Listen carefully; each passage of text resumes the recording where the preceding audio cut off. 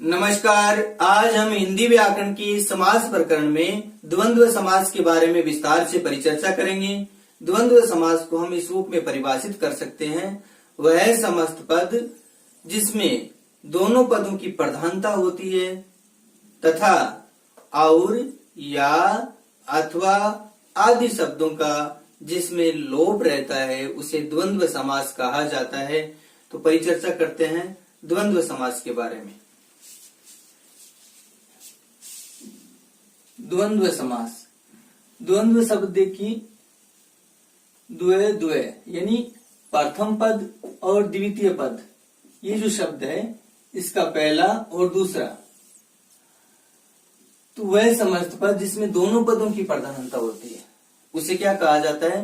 द्वंद्व समास कहा जाता है। इस शब्द से स्पष्ट होता है। हमने समास की प्रारंभ में परिचर्चा की कि समास के मुख्य रूप से चार भेद माने गए हैं। पहला अव्ययीभाव समास, जिसमें पहला पद प्रधान होता है यानी प्रथम पद प्रधान होता है। दूसरा तत्पुरुष समास, जिसमें द्वितीय पद या उत्तर पद प्रधान होता है। और 3 नंबर पे हमने जो पढ़ा है वो कौन सा पढ़ा है? द्वंद्व समास, जिसमें दोनों पदों की प्रधानता होती है यानी पहला पद प्रधान अव्ययीभाव, दूसरा पद प्रधान तत्पुरुष, दोनों पद प्रधान द्वंद्व समास। और अन्य पद प्रधान या अन्य अर्थ की जहां प्रधानता होती है वह बहुब्रीहि समास कहलाता है। परिभाषा, वह समस्त पद जिसके दोनों पद प्रधान होते हैं, क्या होते हैं? दोनों पद प्रधान होते हैं, उसे द्वंद्व समास कहा जाता है। वह समस्त पद जिसमें या अथवा और आदि शब्दों का लोप रहता है उसे द्वंद्व समास कहा जाता है। यानी ये जो योजक शब्द हैं, इन शब्दों का जब हम समस्त पद बनाते हैं तब क्या रहता है? लोप रहता है। द्वंद्व समास के 3 भेद माने गए। द्वंद्व समास है उसको मुख्यतः हम 3 भागों में विभाजित कर सकते हैं। इतरेतर द्वंद्व समास, समाहार द्वंद्व समास, विकल्पक द्वंद्व समास। इतरेतर, समाहार और विकल्पक। इतरेतर शब्द का समास विग्रह करेंगे इतर और इतर, ये इसका समास विग्रह हो गया। इतरेतर जो शब्द है इसका अर्थ होता है और भिन्न दूसरा, इस प्रकार इतरेतर शब्द का अर्थ होता है। यहां इतरेतर शब्द का अर्थ क्या है? और है। परिभाषित रूप में हम ऐसा कह सकते हैं, वह समस्त पद जिसमें और का लोप रहता है, और शब्द का लोप रहता है उसे इतरेतर द्वंद्व समास कहा जाता है। जैसे राम बलराम, समास विग्रह करेंगे राम और बलराम।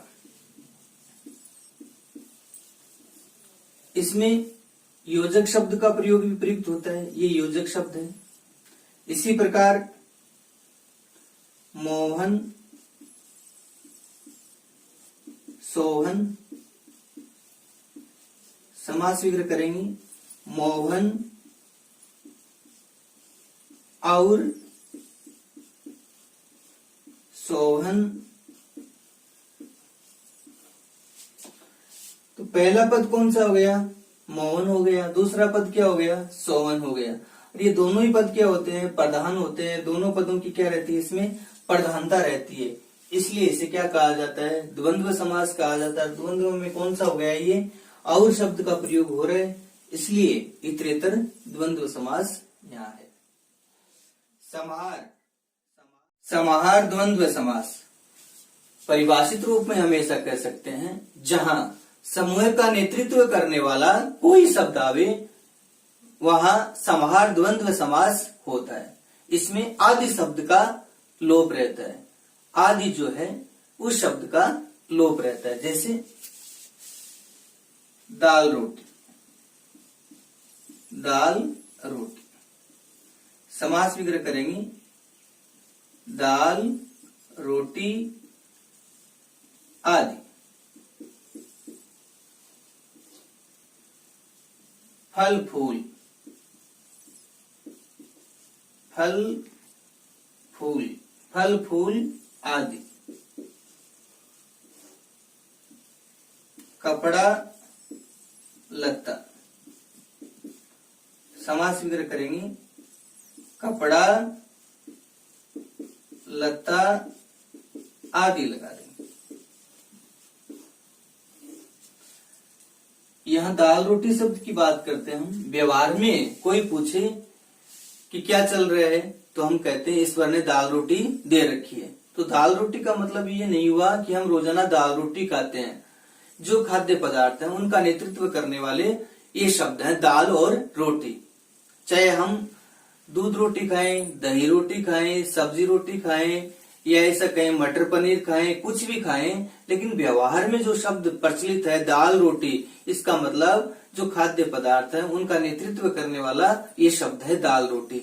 इसी प्रकार कपड़ा लत्ता, कपड़ा लत्ता का मतलब ये हुआ कि जो पहनने की जितने वस्त्र हैं उन सभी के लिए ये दोनों शब्द क्या है, नेतृत्व करने वाले शब्द है, कपड़ा लत्ता आदि। तो जहां समूह का नेतृत्व करने वाला कोई शब्द आता है वहां समाहार द्वंद्व समास होता है। इसके बाद में है विकल्पक द्वंद्व समास। विकल्पक द्वंद्व समास को हम इस रूप में परिभाषित कर सकते हैं, वह समस्त पद जिसमें या अथवा शब्द का लोप रहता है।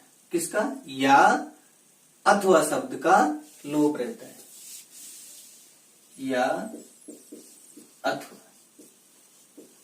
जैसे पाप पुण्य। समास विग्रह करेंगे पाप या पुण्य। पाप पुण्य। धर्माधर्म, धर्माधर्म, धर्म या अधर्म। हानि लाभ, हानि लाभ। समास विग्रह करेंगे हानि या लाभ, हानि अथवा लाभ, या की जगह हम क्या लगा सकते हैं? अथवा लगा सकते हैं। विकल्पक द्वंद्व समास में ध्यान देने योग्य बात यह है कि इसमें जैसे पाप है, इसका विलोम शब्द क्या होता है? पुण्य होता है। धर्म का विलोम शब्द क्या होता है? अधर्म होता है। हानि का विलोम शब्द क्या होता है? लाभ होता है। तो यहाँ विलोम शब्दों का प्रयोग हमें देखने को मिलता है। किसमें? विकल्पक द्वंद्व समास में। तो कुछ उदाहरणों से परिचर्चा करते हैं हम द्वंद्व समास के बारे में विस्तार से। सबसे पहले है इतरेतर द्वंद्व समास। वह समस्त पद जिसमें और शब्द का लोप रहता है। किसका? और शब्द का लोप रहता है। जैसे हरिहर, पूछा हुआ उदाहरण, हरि और हर। राधा कृष्ण, राधा और कृष्ण। जानकी वल्लभ, जानकी और वल्लभ। वल्लभ किसके लिए प्रयुक्त होता है? राम के लिए प्रयुक्त होता है। जानकी सीता के लिए। पार्वती परमेश्वर, पार्वती और परमेश्वर।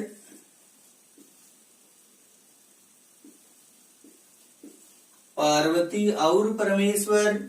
सीताराम, सीता और राम। गौरी शंकर, पूछा उदाहरण, गौरी और शंकर,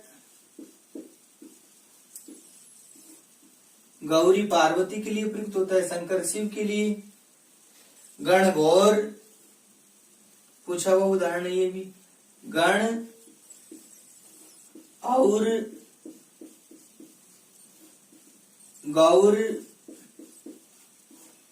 गण शिव का प्रतीक है, गौर पार्वती का प्रतीक माना जाता है। राधे श्याम, राधा और श्याम, माता पिता, माता और पिता, राम रहीम, राम और रहीम, धनुर्बाण, पूछा हुआ उदाहरण है, धनु और बाण, तीर कमान, तीर और कमान, बचपन में हम इसको क्या कहते थे, तीर्क बाण, क्या कहते थे, तीर्क बाण, जो शुद्ध क्या है, तीर कमान। तो यहाँ जो समस्त पद है उसमें किसका लोप है, और शब्द का लोप है, और जहां और शब्द का लोप छुपा रहता है वहां इतरेतर द्वंद्व समास होता है। दोनों पद संख्यावाची, महत्वपूर्ण बात है कि जहां दोनों पद संख्यावाची देखने को मिलते हैं वह समस्त पद जिसमें दोनों पद संख्यावाची होते हैं वहां भी द्वंद्व समास होता है, ये हमें ध्यान रखना है। व्यवहार में हम संख्यावाची की बात आते ही द्विगु समास समझते हैं, लेकिन ये ध्यान रखना है कि यदि दोनों पद संख्यावाची आते हैं तब वहां द्विगु समास नहीं होता। एक बार पुनः स्पष्ट कर लेते हैं कि पहला पद संख्यावाची और उत्तर पद संज्ञावाची हो और वे दोनों मिलकर के किसी अन्य अर्थ का बोध कराते हैं, किसी रूढ़ि अर्थ का बोध कराते हैं, तब वहां बहुब्री समास होता है। और पहला पद संख्यावाची और उत्तर पद संज्ञावाची होता है, वे दोनों मिलकर के अन्य अर्थ का बोध नहीं कराते हैं, तब वहां द्विगु समास होता है। दोनों ही पद यदि संख्यावाची होते हैं तब वहां जो समास होता है वो कौन सा होता है, द्वंद्व समास होता है, ये हमें ध्यान रखना है। तो संख्यावाची से तीन बातें स्पष्ट होती हैं और दोनों पद संख्यावाची होने पर कौन सा समास होगा, जो हम पढ़ रहे हैं, द्वंद्व समास होगा। जैसे द्वादश, द्वा और 10 यानी 2 और 10, अष्टादश, अष्ट और 10, अष्ट 8 कर दें, अष्ट संस्कृत भाषा है। अष्ट और 10, 8 और 10, ये पहला पद क्या है, संख्यावाची है। दूसरा पद भी क्या है, 10 संख्यावाची। यहाँ 2 संख्यावाची है और 10 भी क्या है, संख्यावाची। 29, 9 और 29, 9 और 20, या ऐसा कर दें 30 से 1 कम, 29, 25, 5 और 20, 45, 5 और 40,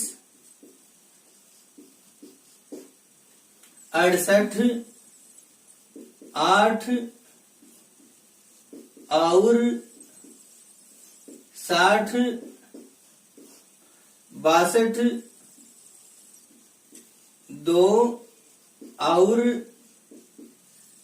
60। यहां देखिए आप, पहला पद और दूसरा पद दोनों ही क्या है, संख्यावाची आ रहे हैं। इसलिए कौन सा समास हो गया? द्वंद्व समास हो गया। और शब्द है वो समास विग्रह करने पर प्रयुक्त हो रहा है, इसलिए इतरेतर द्वंद्व समास हो गया। ये दो उदाहरण है, इनको देखना है हमें। चवन्नी, चार आनों का समाहार। चवन्नी, यहां समाहार का बोध हो रहा है। चार आनों का समाहार चवन्नी, ध्वनि दो आनों का समाहार ध्वनि अठन्नी, आठ आनों का समाहार। तो यहां समाहार का बोध हो रहा है। यहां जो समास है वो कौन सा हो गया? द्विगु समास हो गया, ये ध्यान रखना है। दुवन्नी, चौवन्नी, अठन्नी, ये सारे के सारे हैं समाहार का बोध कराने वाले शब्द हैं, इसलिए इन शब्दों में कौन सा समास होगा? द्विगु समास होगा, ये ध्यान रखना है। इसके बाद में है, पढ़ते हैं समाहार द्वंद्व समास। समाहार द्वंद्व समास को हम इस रूप में परिभाषित कर सकते हैं, जहां समूह का नेतृत्व करने वाला कोई शब्द आवे वहां समाहार द्वंद्व समास होता है और इसमें आदि शब्द का लोप रहता है। जैसे जहां समूह का नेतृत्व करने वाला कोई शब्द आवे वहां समाहार द्वंद्व समास होता है। आदि शब्द का लोप रहता है। इसमें किस शब्द का लोप रहता है? आदि शब्द का लोप रहता है। जैसे रुपया पैसा, समास विग्रह करेंगे, रुपया पैसा आदि, यानी हम इन शब्दों के अंत में क्या लगा देंगे? आदि शब्द लगा देंगे। इसी प्रकार बहु बेटी, बहु बेटी आदि। बाल बच्चा, घर में बाल बच्चे कुशल मंगल है, इसका मतलब परिवार के सारे सदस्य हैं वो क्या है? कुशल मंगल है। बाल बच्चा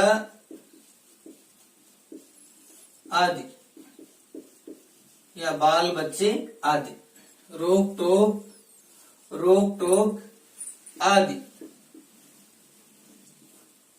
लूट मार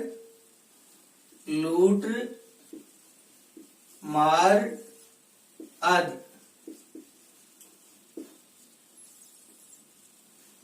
लेखा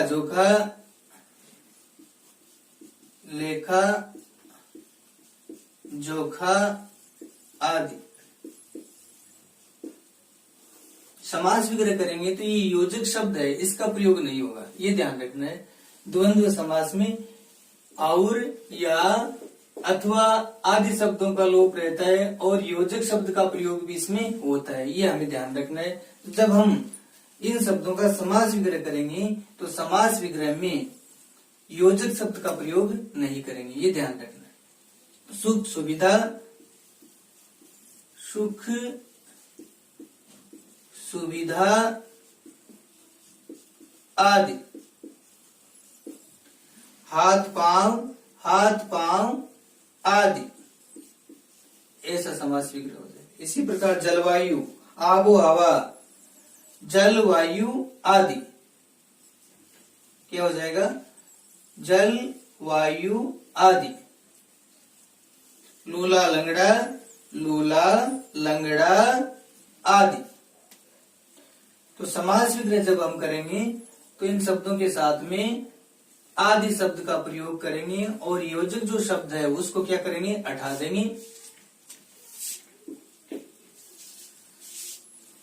आटा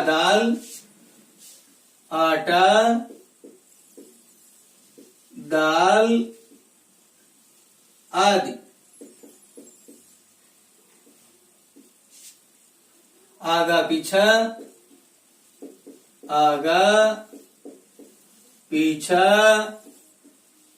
आदि। कंकर पत्थर, कंकर पत्थर आदि। काम काज, काम काज आदि। कीड़ा मकोड़ा, कीड़ा मकोड़ा आदि।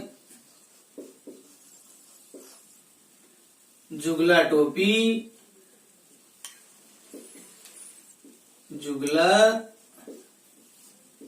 टोपी आदि। खेत खलियान, खेत खलियान आदि। चिट्ठी पत्री, चिट्ठी पत्री आदि। चलता फिरता, चलता फिरता आदि। चाय पानी, घर में कोई मेहमान आता है तो हम व्यवहार में क्या कहते हैं, चाय पानी पिलाई या नहीं पिलाई, या चाय पानी पियोगी, तो वहां हम ठंडा पिलाएं, शरबत पिलाएं, लेकिन नेतृत्व करने वाला शब्द कौन सा होता है, चाय पानी। तो समास में क्या होगा, चाय पानी आदि।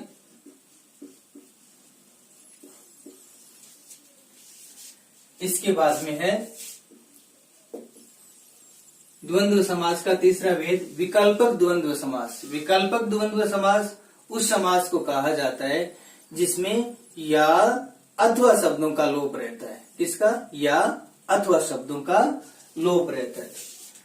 वह समस्त पद जिसमें या अथवा शब्दों का लोप रहता है उसे विकल्पक द्वंद्व समास कहा जाता है।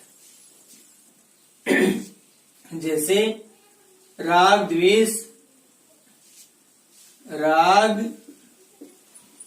या द्वेष। गुण दोष, गुण या दोष। यहां हमें ध्यान रखना है कि पूर्व पद है उसका उत्तर पद क्या होता है, विलोम के रूप में प्रयुक्त होता है, विलोम शब्द होता है। ये जितने भी उदाहरण है विकल्पक द्वंद्व समास के जो हिंदी भाषा में है उसमें इस प्रकार हम उदाहरणों को देखते हैं जहां विलोम शब्दों का प्रयोग अधिकांशतः देखने को मिलता है। जैसे जीवन मरण, जीवन या तो जीवन है या मरण है, दोनों साथ में नहीं हो सकते, तो जीवन का विलोम शब्द क्या हो गया, मरण हो गया। यसा अपयस समस्त पद भी है और दीर्घ संधि का उदाहरण भी है। यस या अपयस, सुख दुख, सुख या दुख। धर्माधर्म, ये भी संधि का उदाहरण भी है, दीर्घ संधि का उदाहरण है। धर्म या अधर्म, ये भी दीर्घ संधि का उदाहरण है। गुणावगुण, गुण या अवगुण। कर्तव्य अकर्तव्य, दीर्घ संधि का उदाहरण भी है। कर्तव्य या अकर्तव्य। जय पराजय, जय या पराजय। शीतोष्ण, गुण संधि का उदाहरण भी है। शीत या उष्ण। कीर्ति कीर्ति, कीर्ति या अपकीर्ति। तो यहां जो या शब्द का प्रयोग हमने किया है समस्त पद में इसका लोप हो जाता है। या के स्थान पर हम किस शब्द का प्रयोग कर सकते हैं, अथवा शब्द का प्रयोग भी कर सकते हैं। राग अथवा द्वेष, गुण अथवा दोष। इसी प्रकार रात दिन, रात